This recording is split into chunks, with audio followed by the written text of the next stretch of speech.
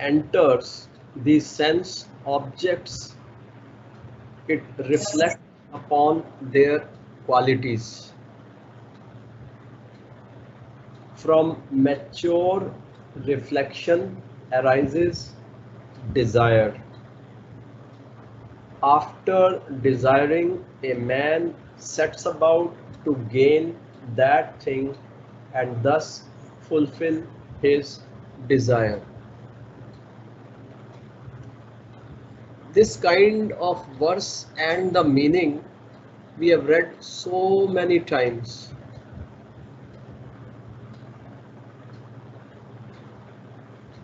And we are never sure that we have understood this verse.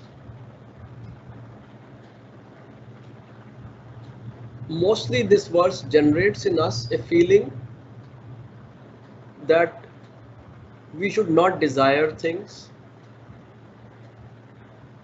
We should not allow mind to go on the object, because if it goes on the objects, it will think about the object.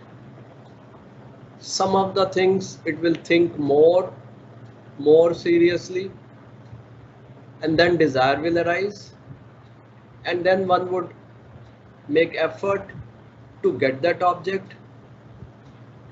So one should not think about object. This is our theoretical conclusion. After making this theoretical conclusion, we come back to our life and then we see what our mind does. Mind is just going after the object, even though the theoretical conclusion is that it should not go on the object. We have tried this thousands of times and have always failed in preventing the mind from going towards objects. So as an unbiased researcher, one should think that maybe I have not understood the implied meaning of the verse. So it is to explore that other option of trying to understand the other meaning that this verse is again coming to us in Vivekachudamani today, after we have read 454 pages of Vivekachudamani, and we are deeply into Viveka, discrimination. So it is a test of our discrimination. Now after all this, how do we take it?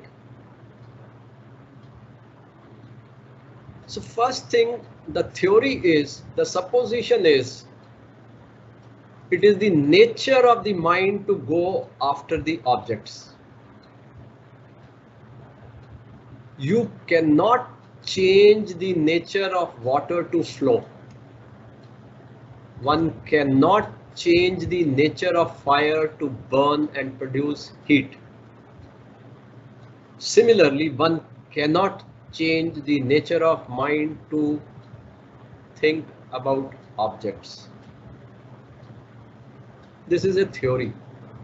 Accept it, that mind will go after the object.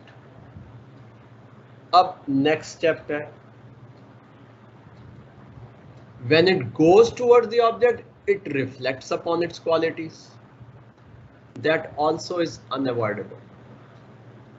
Mind will go after the object and it will reflect about the qualities. But here there is some scope. The quality can be explored more deeper, at a deeper level, कि पानी बह रहा है. I am thinking that water in the Ganges is flowing. I'm standing on the bank of Mother Ganga and I'm seeing the water in the Mother Ganga flowing. And the mind is thinking about the flow of water. Now I can go deeper. What is this flow? What is the water? What is the chemistry of water? How are the molecules placed? Molecule has atom. Atom has or electron. Electron has energy. So in the flow there is a energy. And what gives energy to the flow? What gives energy to the water? Maybe there is a divine. So it is the divine which is flowing.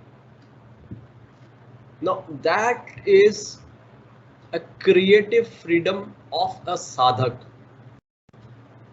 And that is how the creative freedom of the sadhak should express. Taking everything which the mind brings in,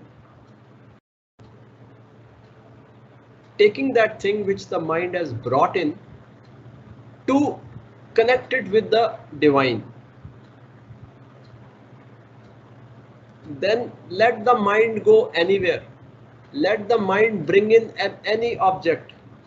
Let the mind bring in the qualities of the object also. But the sadhak will dissect those qualities and take the relationship of that qualities from the origin, and that is the divine. That is in one's hand. That should be the resolve. That should be the sankalpa of the sadhak.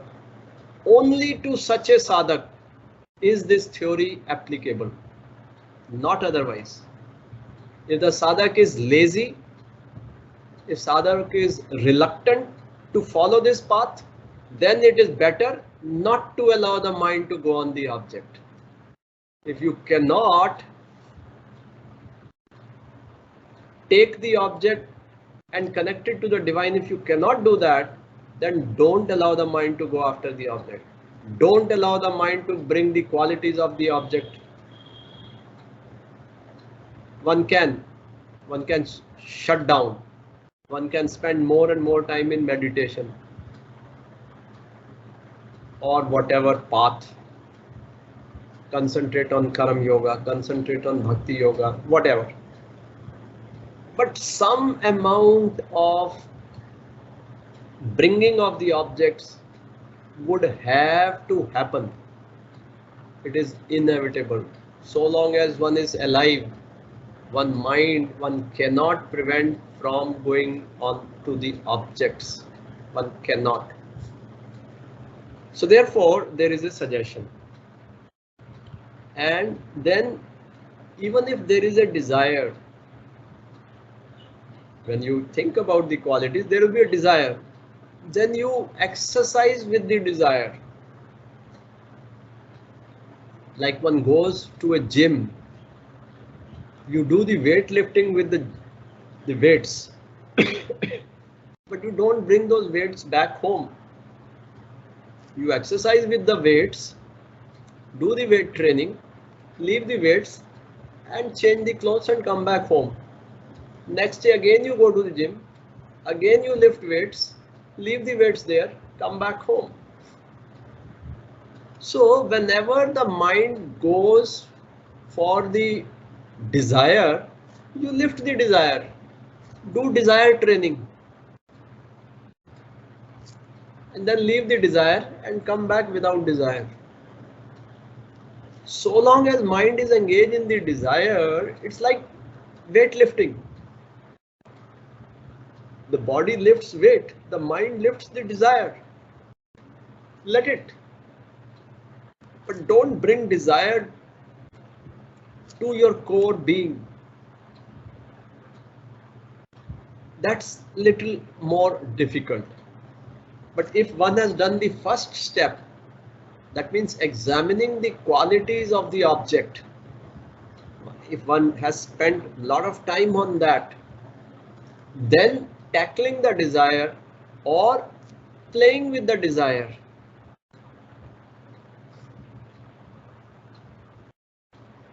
If one is casual in the sadhana, if one is non-serious in the sadhana, then it is said the desire comes and plays with such a person.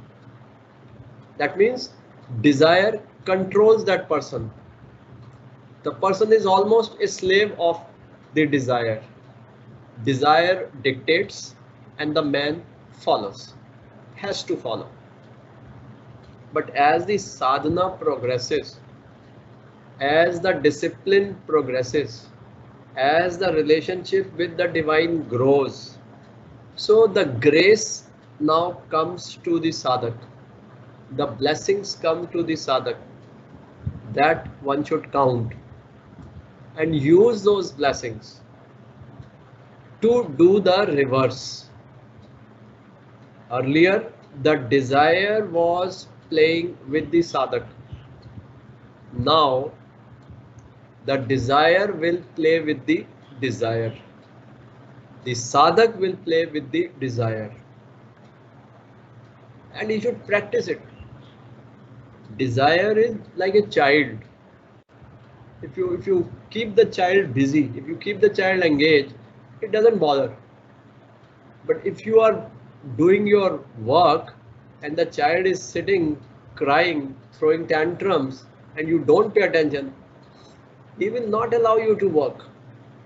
So you have to disengage from your work, engage with the child, play with the child, make the child quiet, and then you come back to your work.